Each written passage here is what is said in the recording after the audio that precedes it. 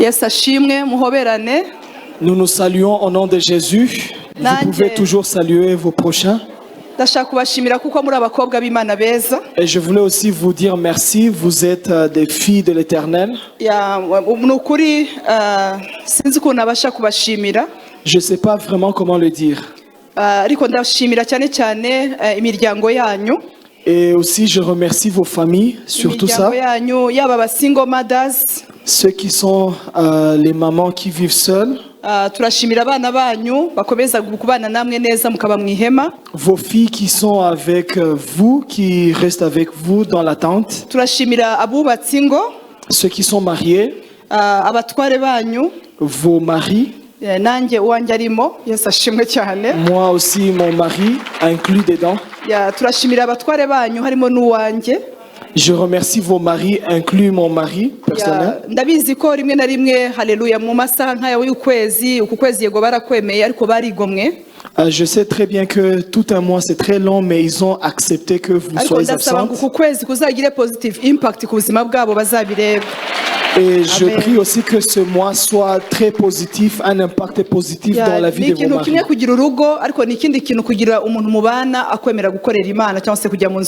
C'est une autre chose d'avoir un foyer, mais aussi c'est une autre chose d'avoir un mari qui accepte à ce que tu entres dans l'église. J'ai vu les bishops, les hommes de Dieu qui ne donnent pas de permission à leurs femmes de servir. Vous avez une convention à l'église, mais vous allez aussi demander la permission pour votre maman pasteur. Pour que le bishop en question, son mari, le donne la permission. Et le bishop en question, il est toujours à l'église.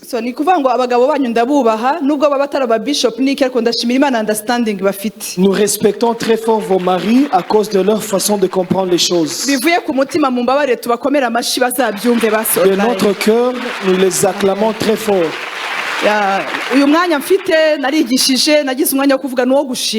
J'ai eu le temps de parler, j'ai eu le temps de prêcher, mais aujourd'hui c'est pour juste les actions de grâce. Le dernier jour, la plupart des fois, c'est pour les actions de grâce.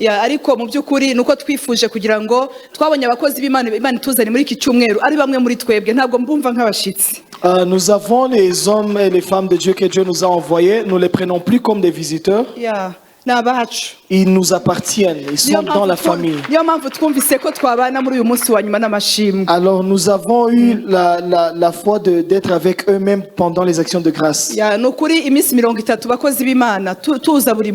30 jours, hommes de Dieu, femmes de Dieu, venant ici tous les jours. Nous avons certains gens qui finissent et qui rentrent. De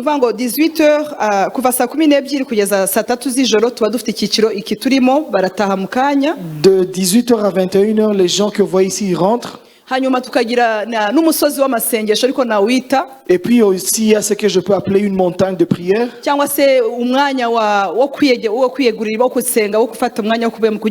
Ou bien aussi le temps de la consécration. Et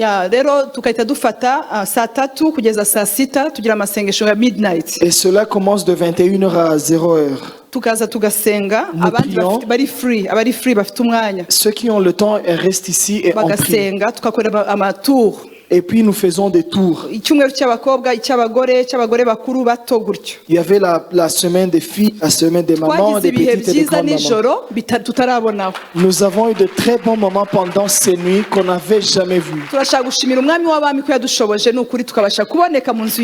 Alors nous remercions le Seigneur qui nous a aidés d'être présentes dans la maison de l'Éternel. Alors je voulais aussi donner des fleurs à toute maman, à toute fille, disant que l'apôtre vous aime.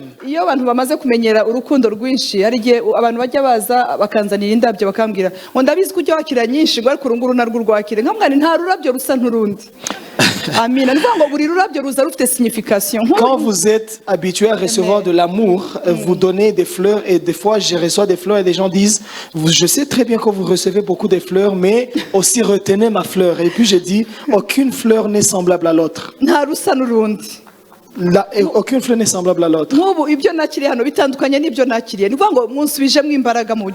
Ce que j'ai reçu aujourd'hui est très différent de ce que j'ai reçu hier. Vous m'avez vraiment réconforté. Et ce que vous êtes en train de me faire aujourd'hui, Jésus me l'avait promis. Quand je suis rentré dans le ministère en temps plein, ça fait beaucoup d'années maintenant. Je regardais mon salaire que j'allais abandonner et je regardais encore mon salaire que j'allais abandonner. Et puis j'ai dit, Seigneur, c'est pas possible. Et Dieu m'a délivré, j'ai pu laisser mon salaire.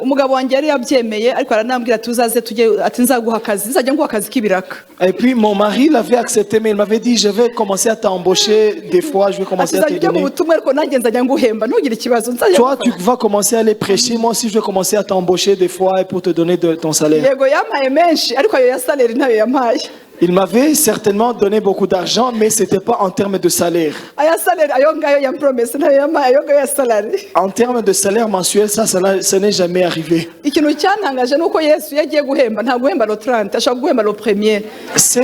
me surprend toujours, c'est que quand Jésus veut te donner son salaire, il ne te donne pas nécessairement le 30, il peut te donner même le premier. Et puis Dieu m'a dit, ce que je peux te donner de plus, c'est l'amour que les gens auront pour toi. Et puis la plupart des fois quand je reçois des fleurs, je dis, oh, c'est l'amour que Dieu m'avait promis. Je reçois de l'huile, l'onction d'huile, je reçois du miel. Dis à ton prochain, l'apôtre, elle aussi, elle aime les fleurs.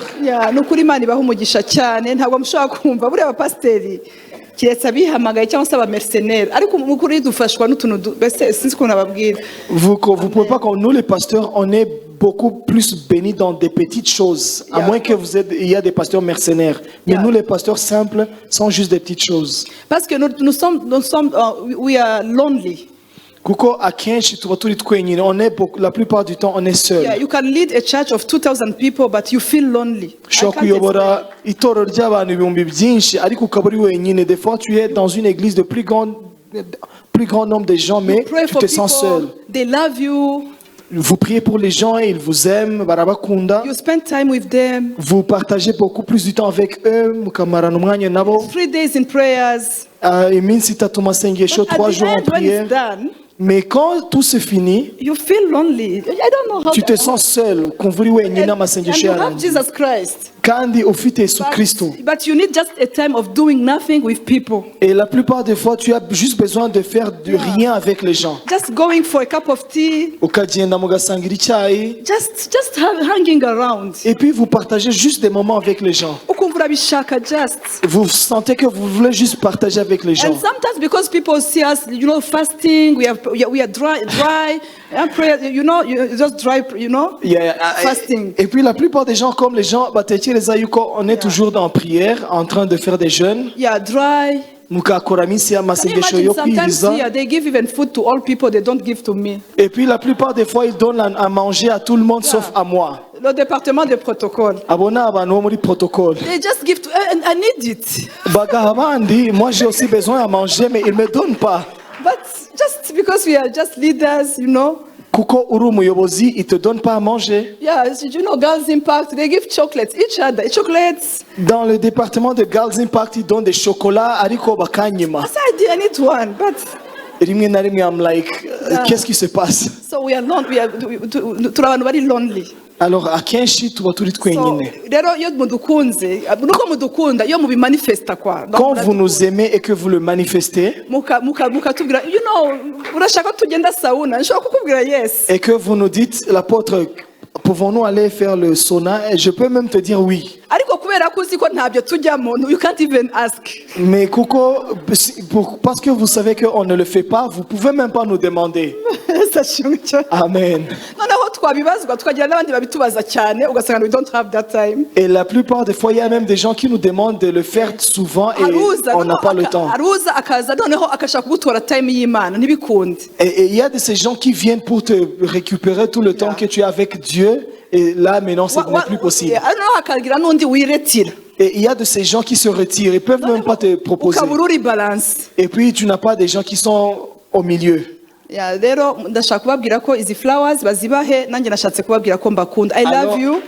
Alors je vous aime et je vous donne des fleurs. And I really mean it. Et je le sens et je tiens sur ça.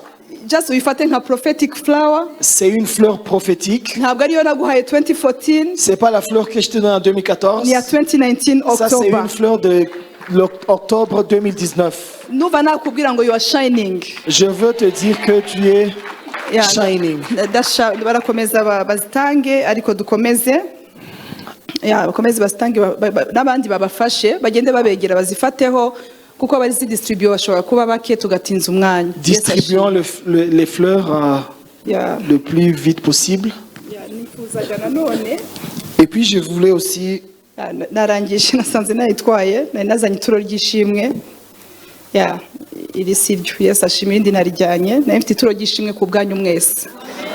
j'avais aussi une offrande d'action de grâce pour tout le monde. Nagira ngo mbabwire ngo nubwo turangije iminsi 30 ntabwo présence y'Imana ihagaze. Avec la clôture de ces 30 jours, ça ne veut pas clôturer la présence de Dieu au milieu de nous. Et c'est maintenant par contre que la présence de Dieu commence. Maman Annette ahanuye ibintu bikomeye na bagenzi be bose bagiye bahanura buri wese yarafite ibintu nari mfite kuvuga. Maman Annette et tout le monde ils ont prophétisé sur la plupart des choses que je voulais aussi parler. Maman Janet yavuze sente ndazumva unasanze yadufashije kuko yavuze ngo twajya tuvuga amafaranga kuko twajyaga duhamagara yinaha gusa. Oui. Maman Janet quand il a prophétisé sur l'argent, elle a commencé avec les francs mais elle a traduit ça en monnaie. Pour dire que c'est international, ce n'est plus une monnaie locale. Et je pouvais même vous dire que j'avais besoin de tout ça. Et Dieu m'avait dit, je suis personnellement votre gestionnaire. Je suis son gestionnaire. Et puis Dieu m'a dit, quand celui qui gère l'argent, est-ce que c'est son propre argent? J'ai dit non. arangije arambwira ngo rero amafaranga ujera ubwo ari ayanjye nawe ntabwo nzagusigiraho ntushaka kujera ibyanjye nawe nkurekeraho. Et puis Dieu m'a dit maintenant comme tu gères mon argent, je vais aussi commencer à gérer tes finances. Je vais prendre soin de toi. Donc tu peux pas gérer mon argent et tu restes comme ça. You can't manage my money and stay just like that. Donc you are just my manager. Tu es juste mon manager. Je suis le signataire au chèque de l'Éternel.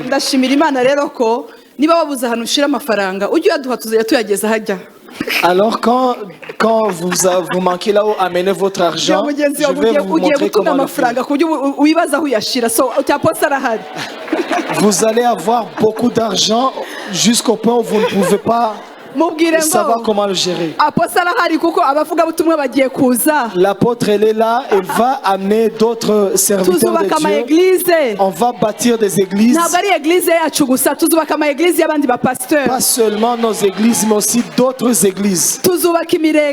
On va commencer à bâtir, à construire les secteurs. Amina. Amen. On va prendre soin des serviteurs de l'Éternel.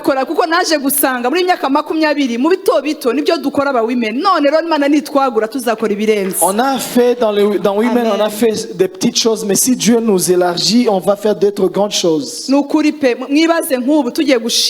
Si jamais on voulait donner les actions de grâce, vous voulez aller donner les actions de grâce dans une autre église, même si même si on ne prophétise pas, mais on leur signe un chèque de 50 millions, ça suffit. Cet amour peut conquérir toute haine. C'est ça notre vision, c'est ça notre vie. Et cela vient de notre cœur.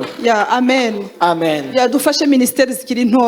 On va aussi aider des ministères qui sont encore en état de commencement.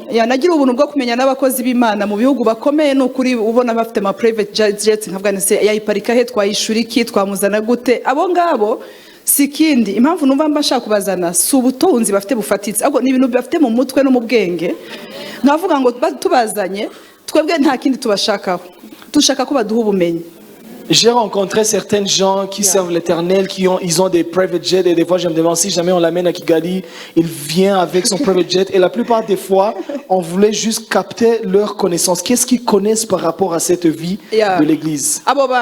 Ces gens, ce sont des gens qui tiennent toujours sur la voie de l'Éternel. Ils ouvrent la bouche et tu te sens que tu changes vraiment. Kera irambira ngo ese amatorero itoro rya Kristo mu Rwanda rizakizwa niki ngo rizakizwa n'ibirenge by'abakuzi by'abavuga butumwa. Et quand j'intercédais ça fait maintenant un bout de temps quand j'intercédais pour le pays, Dieu m'a dit l'église de Christ dans le pays va être guérie par les gens qui amènent la bonne nouvelle dans le pays. Les pieds des gens qui viennent dans le pays pour amener la bonne nouvelle. Ça ne veut pas dire qu'ils sont beaucoup plus loin que nous. Mais c'est juste que quand l'onction est en union, ça fait beaucoup de choses. Dis à ton prochain, tu vas être riche. Je voulais clôturer vous disant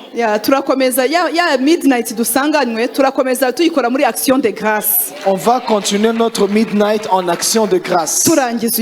Clôturons aujourd'hui. Alors je voulais clôturer vous disant vous vous rappelez de ces 3 hommes qui sont allés à la montagne de transfiguration. C'est dans Matthieu 17. Aujourd'hui maman, vous allez utiliser tout votre temps. On est là pour vous. Nous sommes là pour vous. Nous sommes là. We are here for you. Amen. Parce qu'aujourd'hui, on va garantir beaucoup d'autres choses. Alors, en tant que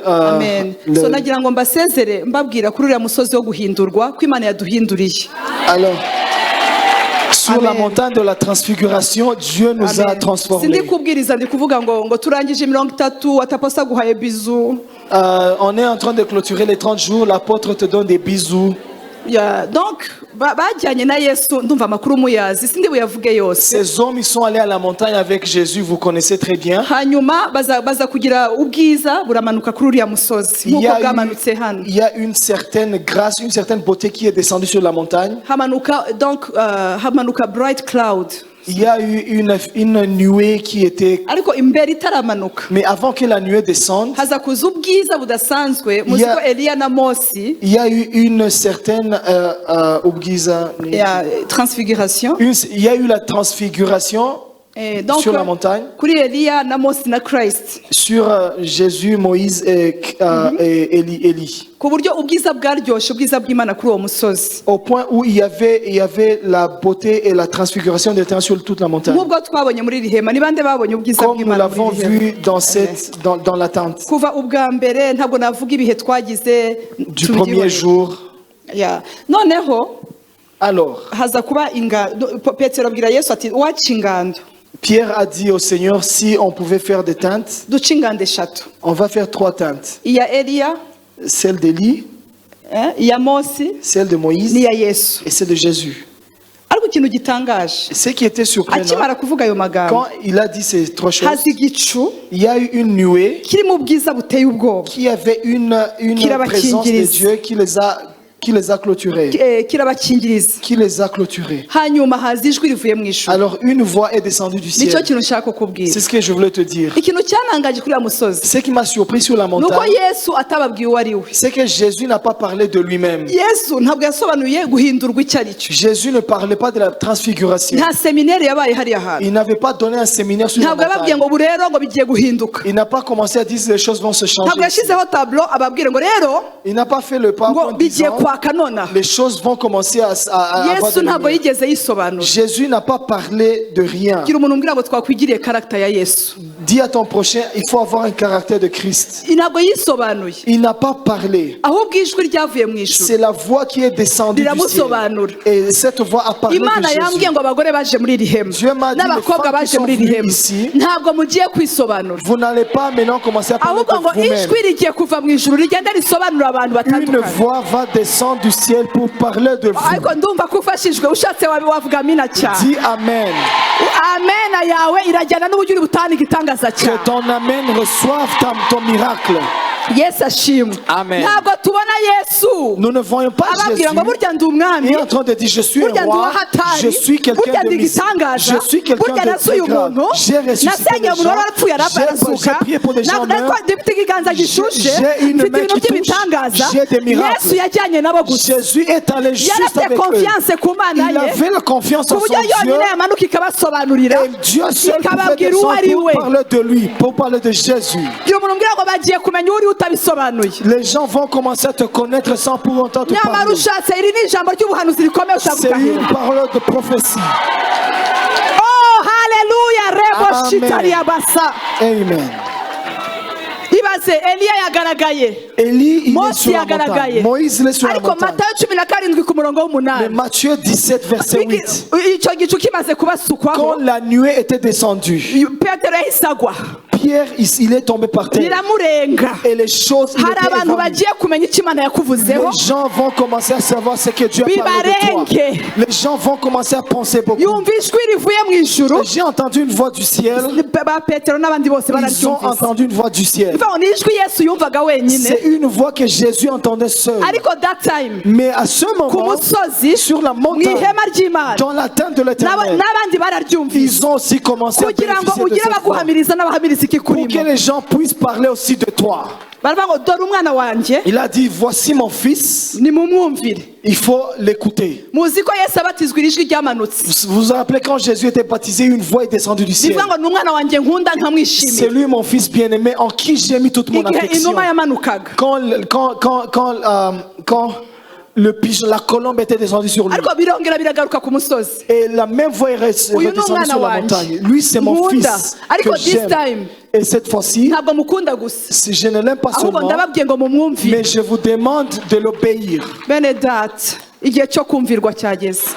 moment d'être obéi nous est arrivé.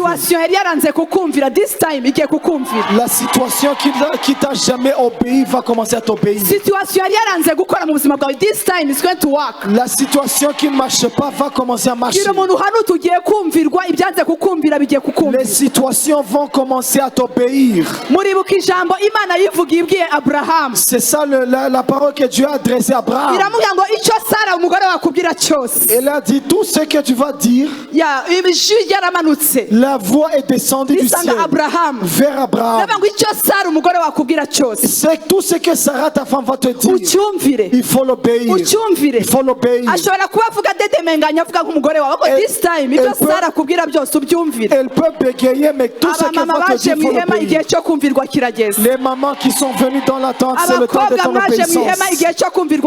Les filles qui sont venues dans la tente, c'est le temps de l'obéissance. Apôtre, c'est le temps que les choses t'obéissent. Prophétisez sur moi. Prophétisez sur moi. Prophétisez sur moi. Prophétisez sur moi. Prophétise sur ton prophète. Prophétise sur ta prophétesse. C'est pas Élisée qui avait localisé la femme. C'est la femme qui avait localisé Élisée.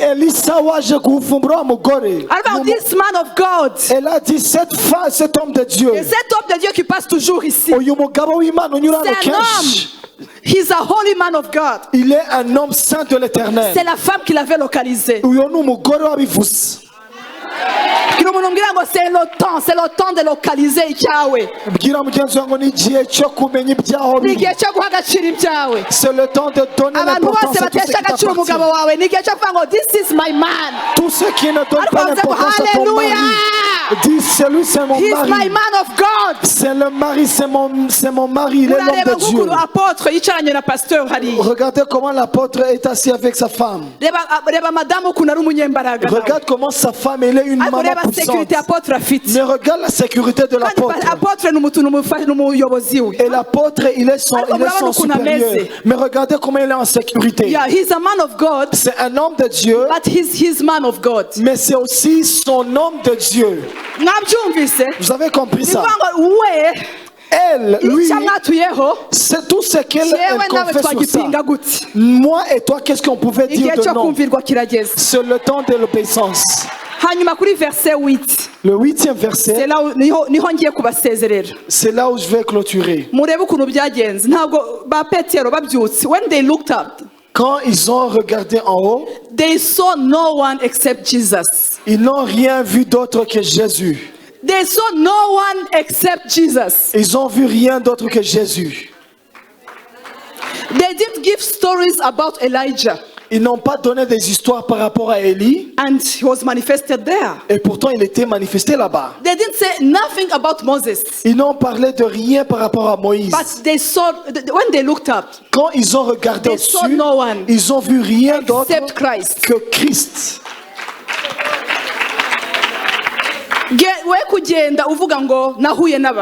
Il ne faut pas aller disant j'ai rencontré des gens. Va dire j'ai rencontré le Seigneur Jésus.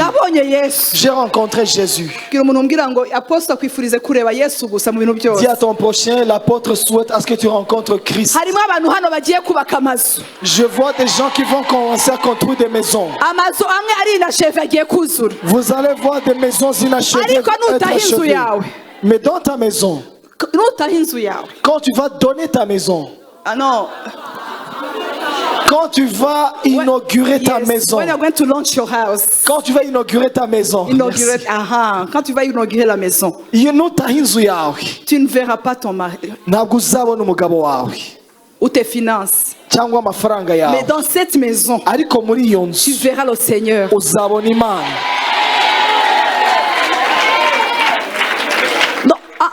pas ta fiancée, maman. Tu vas trouver ton fiancé, ne t'inquiète pas. Tu vas trouver un très bon fiancé. Pas la fiancée juste de ses prières. Tu vas dire, lui c'est Jésus. Le fiancé qui va enlever toutes les dettes non payées.